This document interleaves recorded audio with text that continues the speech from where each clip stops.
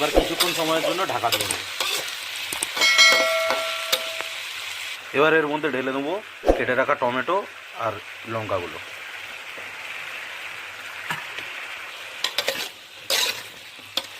দিয়ে আবার কিছুক্ষণের সময় এবার মশলাগুলো অ্যাড করে নিচ্ছি। তো ধনে গুঁড়ো, হলদি গুঁড়ো, জিরে গুঁড়ো,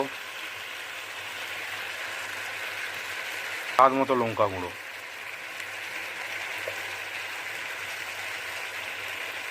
মশলাগুলো দিয়ে এবার ভালো করে ভেজে নেবো। আবার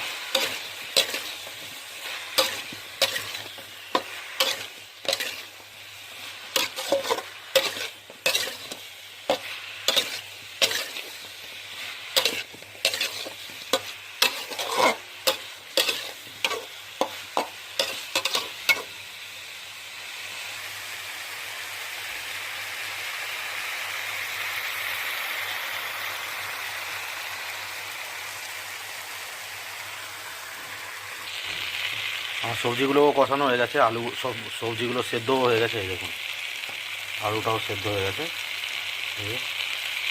ভালোভাবে, ফুলকপিগুলো সব সেদ্ধ হয়ে গেছে, সব সবজিগুলো সেদ্ধ হয়ে গেছে। তো এবার আমি জলটা ঢেলে নেবো এর মধ্যে, দিয়ে জলটা ফুটে গেলে মাছটা ঢেলে নেব।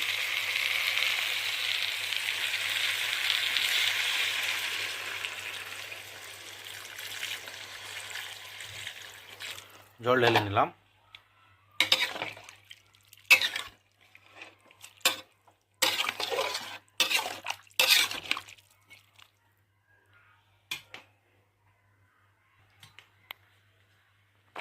তরকারিটা ফুটে গেছে, এবার মাছগুলো ঢেলে নেব।